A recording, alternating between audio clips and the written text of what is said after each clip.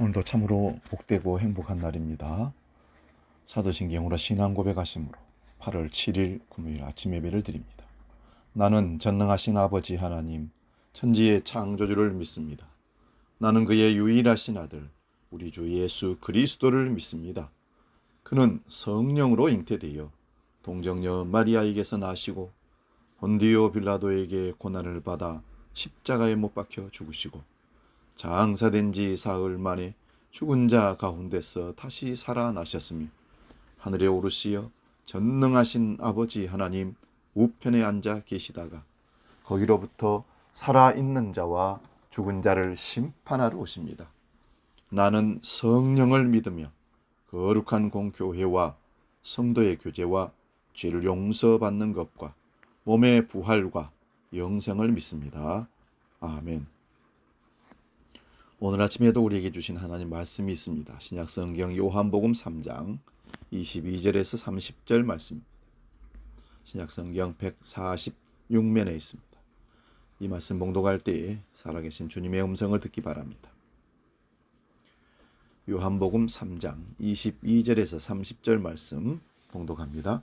그 후에 예수께서 제자들과 유대 땅으로 가서 거기 함께 유하시며 세례를 베푸시더라. 요한도 살렘 가까운 에논에서 세례를 베푸니 거기 물이 많음이라. 그러므로 사람들이 와서 세례를 받더라. 요한이 아직 옥에 갇히지 아니하였더라. 이에 요한의 제자 중에서 한 유대인과 더불어 정결 예식에 대하여 변론이 되었더니 그들이 요한에게 가서 이르되 랍비여, 선생님과 함께 요단강 저편에 있던 곧 선생님이 증언하시던 이가 세례를 베풀매 사람이 다 그에게로 가더이다. 요한이 대답하여 이르되 만일 하늘에서 주신 바가 아니면 사람이 아무것도 받을 수 없느니라. 내가 말한 바 나는 그리스도가 아니요 그의 앞에 보내심을 받은 자라고 한 것을 증언할 자는 너희니라. 신부를 취하는 자는 신랑이나 서서 신랑의 음성을 듣는 친구가 크게 기뻐하나니 나는 이러한 기쁨으로 충만하였노라. 그는 흥하여야 하겠고 나는 쇠하여야 하리라 하니라.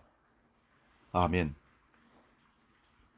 오늘 봉독한 말씀으로 버릴 것과 붙잡을 것, 이런 제목으로 은혜를 나누고자 합니다. 살다 보면 필요해서 구할 것도 참 많지만 쓰지 않고 못 쓰게 되어서 버릴 것도 너무 많은 것을 우리는 경험합니다. 냉장고부터 시작해서 옷장, 생활 도구를 둔 부분들을 한번 살펴보시기 바랍니다. 목사인 저는 책장에 서재에 책을 보면서 참 저거는 이제 줄 때가 되었고 버릴 때가 되었구나. 그래서 정리를 하고는 마음이 참 뿌듯함을 느낄 때도 있습니다. 간혹 다음에 쓰겠다고, 다음에 보겠다고 악구함을 간직했는데 그 물건이나 그 책이 1년이 지나고 5년이 지나도 한 번도 보거나 쓰지 않았던 경험을 많이 합니다. 버릴 것을 잘 버리는 습관만 있어도 비교적 성공적인 인생을 산다는 그런 말이 있습니다. 여러분, 일상생활에도 그렇지만 우리 마음에도 두고 있는 갖가지 고민, 염려, 문제, 생각들이 버려야 될 것을 끄집어 안고 소중히 간직하고 있으면서 오히려 마음이 무겁고 우울하고 힘들고, 그래서 그 고민거리 때문에 해결하지 못해서 많이 힘들어하는 분들이 있습니다. 한번 우리 마음의 창고에도 우리 관심을 가지고 오늘 한번 뒤져보시기 바랍니다. 버릴 것을 과감하게 버리고, 그리고 꼭 있어야 할 것만 깨끗하게 정결하게 정리해서 쓸 수 있는 지혜로운 믿음의 사람들 되시기 바랍니다. 이제 말씀 본문으로 집중해서 들어가 봅니다. 오늘 말씀은 그 후에 라는 단어로 시작합니다. 이 말은 특정한 시간을 가리키는 말이라기보다는 이 성경을 읽는 사람들의 주의를 환기시키기 위한 장치라고 보면 됩니다. 예수님은 제자들과 함께 유대 지방으로 가셨습니다. 그곳에 머물면서 찾아오는 사람들에게 세례를 주기 시작합니다. 공교롭게도 그곳은 세례 요한의 활동 지역이기도 합니다. 살렘 근처 에논이란 곳에서 물이 많으니까 세례 요한이 거기서 세례를 베풀고 있었다는 것입니다. 그래서 많은 사람들이 세례를 받는데 세례 요한의 세례에 대해서 우리가 좀 각별한 의미를 갖고 볼 수가 있습니다. 그 이전에도 세례식은 있었습니다. 세례 요한이 처음 하는 것이 아니라 그전에도 있었습니다.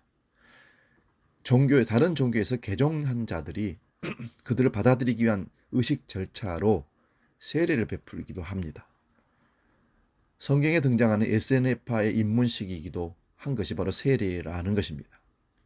이제 모든 걸 버리고 타종교에서 이 종교로 왔습니다. 선언하기 위해서 세례식을 했다는 것입니다. 그런데 요한의 세례는 회개의 세례라는 것으로 성경에서 말합니다. 그래서 조금 다른 의미를 갖고 있습니다. 마가복음에서는 요한의 세례를 죄를 용서받게 하는 회개의 세례라, 죄를 용서받게 하는 회개의 세례, 마가복음 1장 4절에 그렇게 설명을 합니다. 다시 말씀드리면 요한은 죄사함의 상징으로 세례를 베풀었다는 것입니다. 아, 그렇구나. 그저 고개를 끄덕일 정도로 이해하면 안 됩니다. 하지만 이 말 속에 담겨있는 뜻은 결코 만만치가 않습니다. 왜냐하면요, 예수님 당시 세례 요한이 살던 당시에 죄 용서의 문제를 독점하고 있는 것은 성전 체제, 성전 제사를 하는 레인들이, 제사장들이 독점하고 있는 권위입니다. 사람들이 마음을 괴롭게 하고 있는 죄의 문제를 해결하기 위해서는 몇 가지 절차가 필요했습니다. 제물을 준비하고 그것을 가지고 예루살렘 성전에 나아가서 제사장들의 도움으로 하나님께 바쳐야 했습니다. 하나님과 백성들 사이에는 제사장이라는 매개자가 있어서 죄 용서를 선언하는 도구로서의 역할을, 권위를 확실히 갖고 있었던 것이 성전 체제였습니다.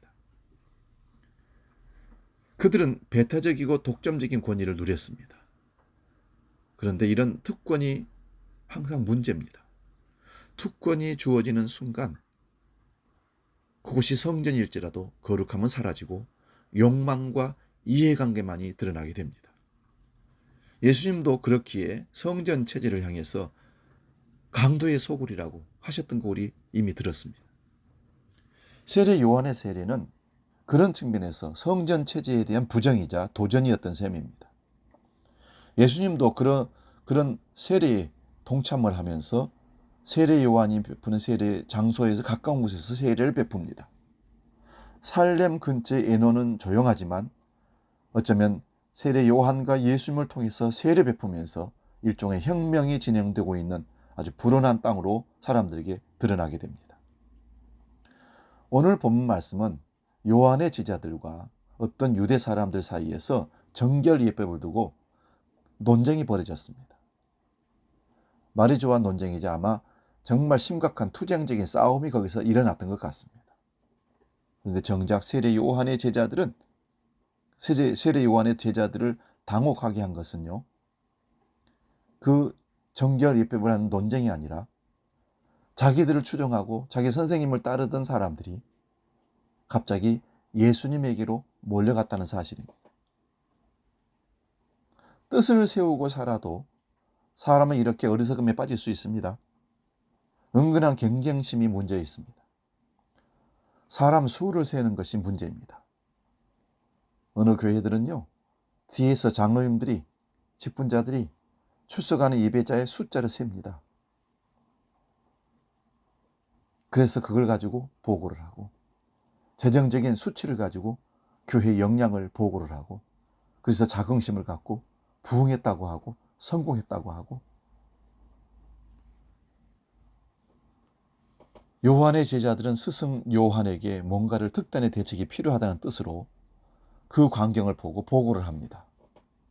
그런데 요한의 대답이 의외로 차분합니다. 27절 말씀 보시죠. 요한이 대답하여 이르되 만일 하늘에서 주신 바가 아니면 사람이 아무것도 받을 수 없느니라.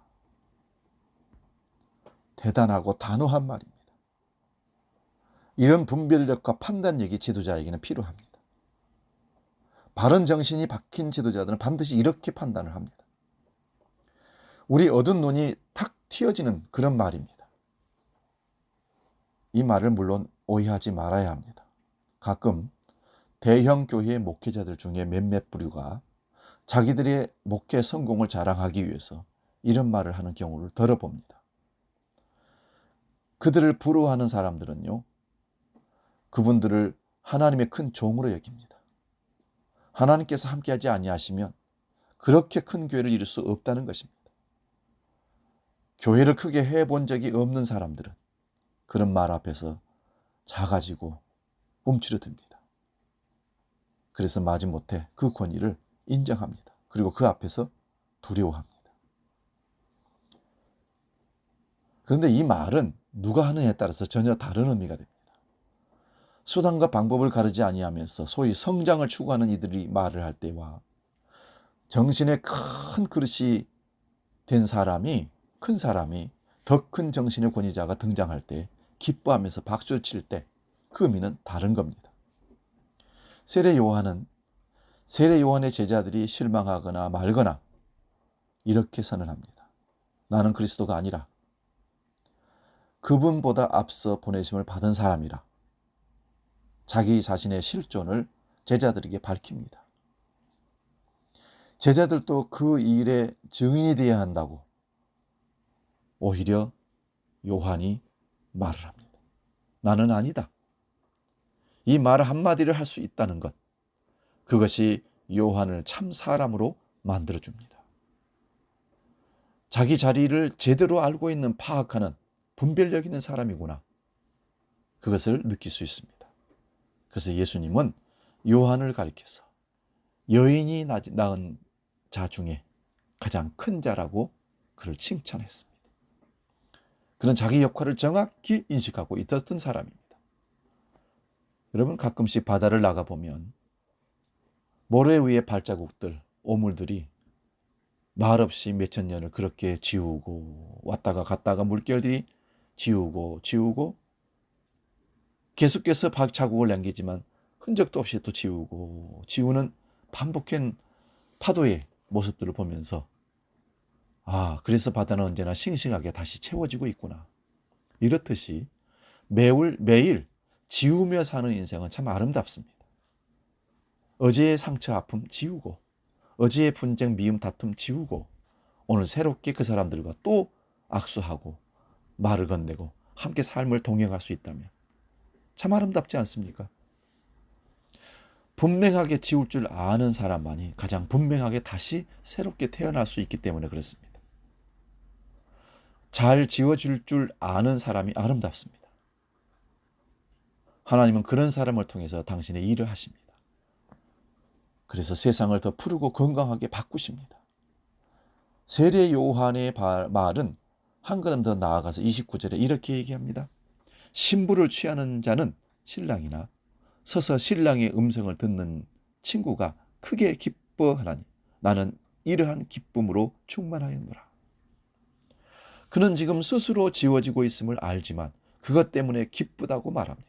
왜냐하면 신랑 옆에 있는 친구들은 신랑이 아니라 신부를 맞이할 수 있는 사람은 오로지 주인공은 신랑이기 때문에 그렇습니다.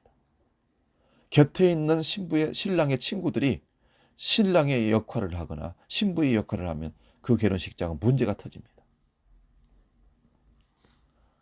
여러분, 종교란 이런 것입니다. 종교를 개혁한다는 것은 제도를 개혁하는 일이 아니라 사람이 개혁되어야 한다는 것입니다. 이런 사람이 우리 속에서 자랄 때 개혁은 시작됩니다.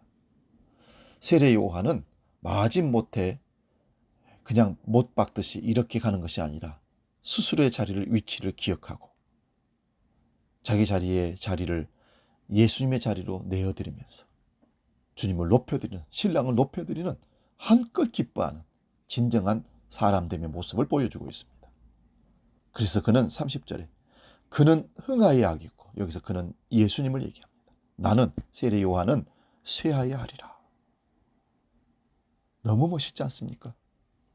이 말 한마디를 하지 못해서 많은 종교 지도자들이 타락하고 교회 기둥이 기울어져 가고 한국교회가 만시지탄이 되고 있습니다. 오늘 우리는 버릴 것을 버리고 붙잡을 것을 꼭 붙잡아야 합니다. 그래야 살 수 있습니다. 몇 가지를 제안합니다. 물질이 주는 안락함과 쾌적함이 중독된 교회는 쇠하여야 하고 예수 정신만, 십자가 정신만 굳게 붙드는 교회는 흥하여야 합니다. 불의와 공모하면서 기득권의 이해에 동참하는 교회는 쇠하여야 하고 공의를 위해 기꺼이 고난을 감수하는 교회는 흥해야 합니다. 부유하고 힘있는 이들의 의사결정권을 독점하는 교회는 쇠하여야 하고 가장 작은 연약한 자들의 신음소리에 경청하는 교회는 흥해야 됩니다. 믿음을 빙자해서 사람들을 겁박하는 교회는 쇠하여야 하고 마음이 시린 연약한 자들을 포근하게 감싸 안으려는 교회는 흥해야 합니다. 영광의 신학에 사로잡힌 교회는 쇠하여야 하겠고 십자가 신학에 충실한 교회는 흥해야 합니다. 잘 사는 사람들 사교장처럼 변한 교회는 쇠하게 하겠고 고통받는 이들과 함께하는 교회는 흥해야 합니다. 높은 자리에 오르려고 수단 방법을 가리지 않는 목회자들은 쇠해야 하겠고 보이지 않는 곳에서 섬김의 도리를 다하는 목회자들은 흥해야 합니다. 자기에게 주어진 섬김의 직책을 권위로 이해하는 평신도들은 쇠하겠고 이름 없이 빛도 없이 낮은 곳을 밝히는 성도들은 흥해야 합니다. 믿음을 가장하여 자기 목소리를 높이는 이들은 쇠하겠고 모든 이의 종이 되리는 이들은 흥해야 합니다. 사랑하는 성도 여러분, 정말 여러분들은 흥하는 사람이 되시기를 바랍니다. 예수의 길을 걸을 생각이 있습니까? 십자가의 길이라도 마다하지 않고 갈 수 있는 생각이 있습니까? 그렇다면 버릴 것을 버리십시오. 아깝더라도 버리십시오. 붙잡아야 할 것은 꼭 붙잡으십시오. 다 놓치더라도 그것만은 붙잡아야 된다. 분별하시고 붙잡으십시오. 그것이 설사 우리를 고통스럽게 한다 해도 거듭나게 하시는 주님의 은총이 오늘 우리를 붙들어서 흥하게 할 것입니다. 하나님의 은총 가운데 바른 분별력을 갖고 믿음을 가지고 살아가는 우리 모두, 우리 주한교회 모든 성도들, 한국교회 모든, 세계교회 모든 성도들이 주 안에서 흥하는 세례요한 같은 고백을 하는 사람들이 되시기를 주의 이름으로 축원드립니다. 여러분 오늘 꼭 버릴 것을 잘 버리시고 붙잡아야 할 것을 꼭 붙들어 지혜로운 믿음의 사람 승리하시기 바랍니다. 기도합니다. 살아계신 아버지 하나님, 우리는 세례 요한을 통해서 버릴 것과 꼭 붙잡아야 할 것을 분별했습니다. 주님이 높아지셔야 하고 나는 쇠하여야 하리라. 자기 자리를 분명하게 인식했던 세례 요한은 주님 앞에서 마저도 칭찬 듣는 자 되었습니다. 오늘 우리는 한 개인의 성도로서, 교회의 성도로서, 한국교회의 일원으로서 정말 우리 삶의 자리를 제대로 찾고 있는가? 버릴 것을 제대로 버리고 꼭 붙들어야 할 그것, 어떤 것을 주고라도 붙들어야 할 그것, 모든 것을 다 버리고라도 후회하지 않고 붙잡은 것을 참으로 감사하며 다행이라고 아버지 앞에 영광 돌릴 수 있는 우리가 되게 해 주옵소서. 주 예수보다도 더 귀한 것이 없네. 그 찬양처럼 우리가 주님을 붙들고 가장 귀한 것으로 자랑할 수 있는 우리가 되게 하여 주시옵소서. 이제는 주님이 가장 귀하신 분인 것을, 귀한 보배인 것을 알고 그분을 붙들고 십자가 정신으로 이 땅에 살기로 다짐하는 모든 성도들 머리 위에 주 예수 그리스도의 은혜와 성령 아버지의 사랑하심과 성령님의 감동, 교제, 역사 충만케 하심이 영원히 함께 하시기를 간절히 축원하옵나이다. 아멘.